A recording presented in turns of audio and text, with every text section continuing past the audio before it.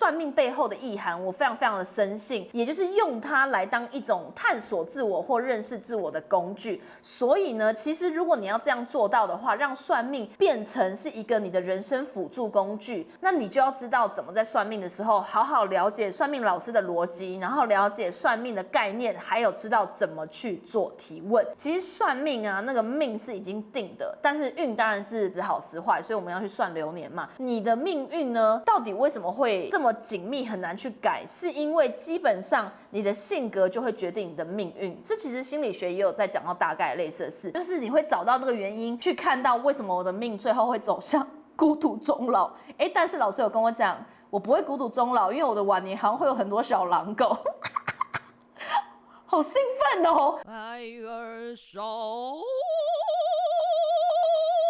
Hello， 大家好，我是艾尔莎。今天这一集，我相信很多人会很感兴趣。大家应该多多少少都算过好几次命吧？我自己个人是算命狂魔，我超爱算命。而且呢，我是到前几年呢认识了一个真的算命大师，他是没有在帮人家算，只会帮自己的亲朋好友去算。然后他在算的时候呢，其实我跟他讨论非常非常多算命背后的一些逻辑，还有来龙去脉。他就跟我讲说，其实呢，算命就是一个真的蛮精准的统计学，因为尤其是像八字啊这些，其实都是从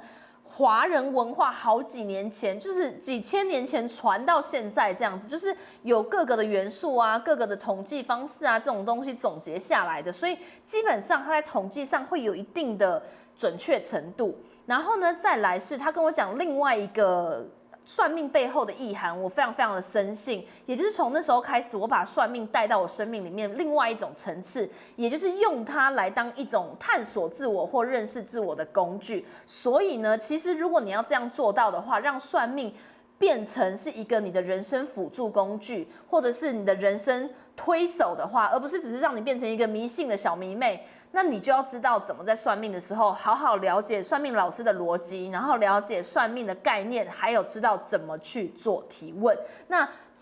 当时这个很强的算命神人，他就跟我讲说，其实算命啊，那个命是已经定的，但是运当然是不一定啊，运有的时候你会时好时坏，所以我们要去算流年嘛。那再来是你的命运呢，到底为什么会这么紧密，很难去改？是因为基本上你的性格就会决定你的命运。这其实心理学也有在讲到大概类似的事。那因为性格会决定你的命运，所以多数人的性格是不会大改的，除非你今天突然遇到人生的大巨变，是真的很巨大到你的价值观、三观全毁，然后家庭发生什么，或是你重要的人事物发生什么巨变，反正就是让你的思维全部改观，以至于让你的行为彻底的变成另外一种模式，那你就可能因此会有一些命运性格的改变，而让你的命运有所改变。但是要记得哦，宿命论里面就很多东西就是有讲到，你的改变如果是注定要改变的话，它其实也不是因为你的这个事件而改变。我不知道大家听不听懂我这个意思啦，也就是说，这个改变就是注定的，不是因为这个事件而改。那其实你的命还是照着你的原本设定的在走。那这件事呢，就代表你的命运还是没有被你改变，所以命真的是蛮难改。我不知道这件事情大家听到了以后会不会觉得有点失望，或是有点焦虑。但因为我本身呢，还有我身边的好朋友们算起来的命都是很好很好的那种，所以我个人就是真的，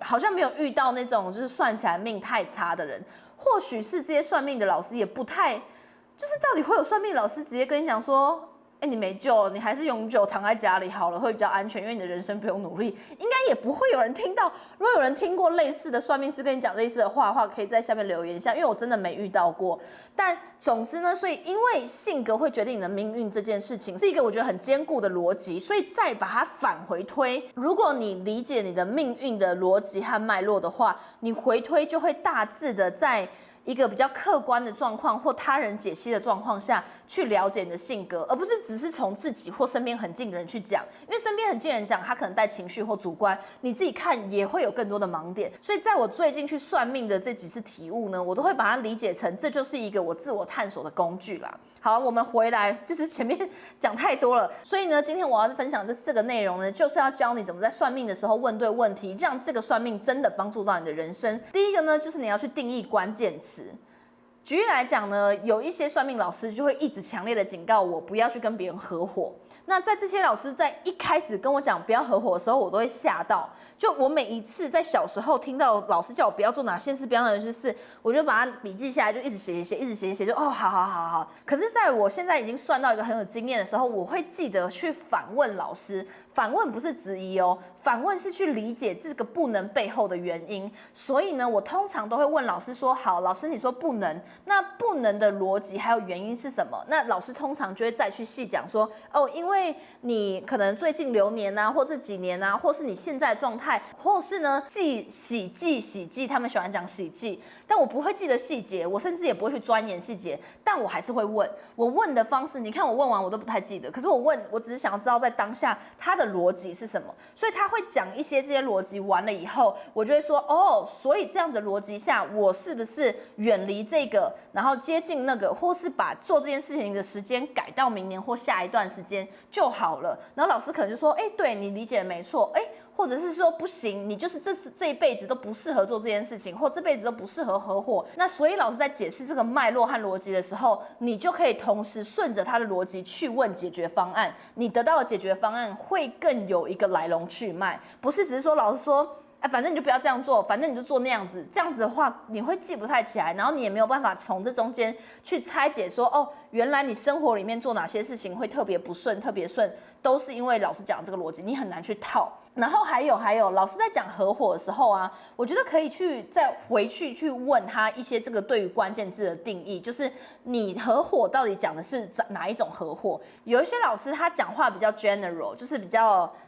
总跨在讲一些大方向的东西，所以他讲的合伙可能是包含合作，可能是讲一起做，或这个时间做类似的事情，都像是合伙的概念。因为我之前就遇到老师，他说的合伙，他觉得是这样大范围的。可是后来我遇到一些老师，我就跟他讲说，老师可以请你定义合伙给我听吗？我才会知道我跟他的合伙有没有对平。例如说，我就觉得合伙跟合作跟协作是3个完全不同的事情。那老师，你今天讲的合伙是3个一起的事，还是只讲合伙？因为合伙是已经真的有股东啊的或是角色里面的纠缠了，然后甚至在法律上是有一定的责任和权益的。那合作只是一些合约的一些拟定，那协作可能就更不一定了嘛。所以我就想要知道到底是什么。所以老师在我问定义这个关键字的时候，就会再去解释他所理解的这个关键字。所以我觉得他没有标准答案，但是你可以从这个东西去理解老师对这个事情的想法，才去知道说，那你接下来可以怎么做。这是第一个要去定义关键字，然后去问这个关键字背后的原因。那第二个呢，永远都要去有平衡思维的去问问题。运用平衡思维去问问题的话，这个东西大原则就是，只要老师说你人生就是会赚大钱，你人生就是会满满桃花，这种听起来很极端，对不对？因为一般的人就是平衡的是稳的，他不会被说比较怎样，所以你不要一听到什么哦，你人生就是会大财大富大贵。其实小时候我听到这个我会很开心，或小时候听到桃花很多就会很开心。可是我们现在长大认知要变高层次嘛，这些很厉害的算命老师最后都跟我讲说，真正幸福还有很成功还有顺遂的人的人生呢，他们都是平衡的。也就是说，他不会这么大富大贵，可是他不愁吃穿。这样其实才是好的哦。你知道，像我的算命，每一个老师都跟我讲，是我的人生就是钱少，就是赚尽天下财。尤其是在某一个流年大运的时候，我的钱是躺着都会一直赚来，就蛮期待是哪一年可以发生这件事情的。可是呢，小时候我听到这件事情超开心，所以我都不会再去问。可是现在长大了，我因为懂了这种人世间最后都是要以一个平衡为主的平衡思维去问，我就会说，那请问我的代价是什么？所以他就会开始去讲，哦，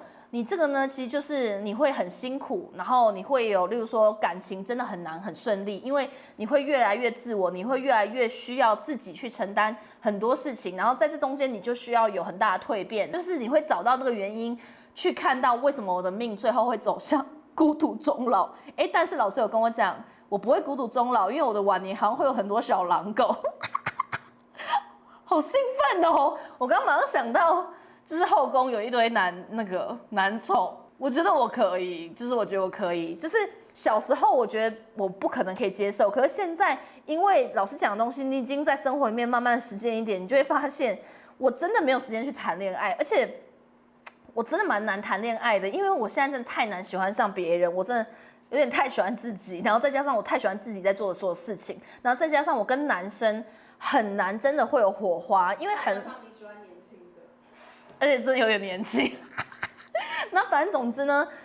就真的很难，就对了。所以几年前我会纠结，但现在我完全放下了，而且我会完全去欣赏，如果走这条路的话，我可以有怎么样更好、更舒服的自己。我就觉得懂得去 appreciate 这种我的人生，因为有极端的什么，所以会有怎样的代价，必须要有取舍嘛。那回来刚刚讲桃花，很多女生可能会觉得听到桃花很好，但没有哦。这些老师呢，在平衡思维的背后，就会跟你讲，你的桃花太多的话，你很容易在精神或身体上会出轨，所以桃花旺盛的人，他的诱惑相对多，他的诱惑也可能带来他的欲望多，所以他比较容易有不忠，或者是思维会很混乱，因为每天都在纠结，所以这个也没有那么好。小时候觉得很棒啦，但是长大真的会觉得，人生到最后很多事情不要麻烦比较好，对吧？我相信跟我差不多年纪的人一定会这样想，简单才比较好。可是当你有这些欲望，还有这些外界的刺激的时候，还有命中带那么多有的没的桃花，更不论这个桃花是搞不好是坏的，就更完蛋。所以其实没有那么好。所以在老师讲完这个东西以后，你反而懂得去反问说：那请问老师，我桃花这么多的时间点在什么时候？甚至我现在是应该要有桃花，还有桃花很多状况吗？你就可以去回想说，你是不是最近真的感情比较不稳？就算你可能没有遇到其他另外一半，你就会开始不知道为什么会从哪里感觉到那种无聊啊、无意义。可是其实就是这种时候，你就是需要很多其他的桃花，或者是你其他桃花就会跑过来。所以这样的话，你就会有一些生活里面的干扰，就有点类似这样的状况，可以这样子去问啦。所以以后呢，听到任何老师讲，就例如说你会有极致多的小孩，会有人这样吗？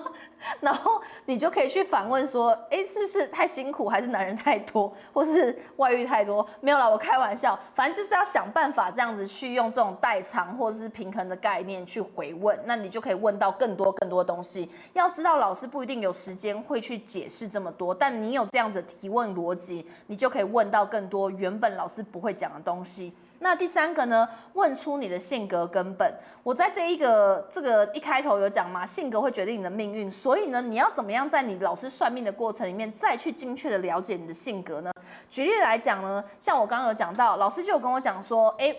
我的命运还有我最后的人生走向，就是不太适合去谈真正的恋情，就是一般人所追求那种正常的恋情，反而他会跟我讲说，你比较适合就真的有男宠，然后。我记得我以前第一次听到的时候，我没有想太多，因为我觉得不太可能。后来呢，我就再去问老师说，为什么你会这样子讲？然后这样子讲的背后又代表什么？然后他就再去讲说，因为你的命格怎样，然后因为怎么样，所以你就比较容易对另外一半太好，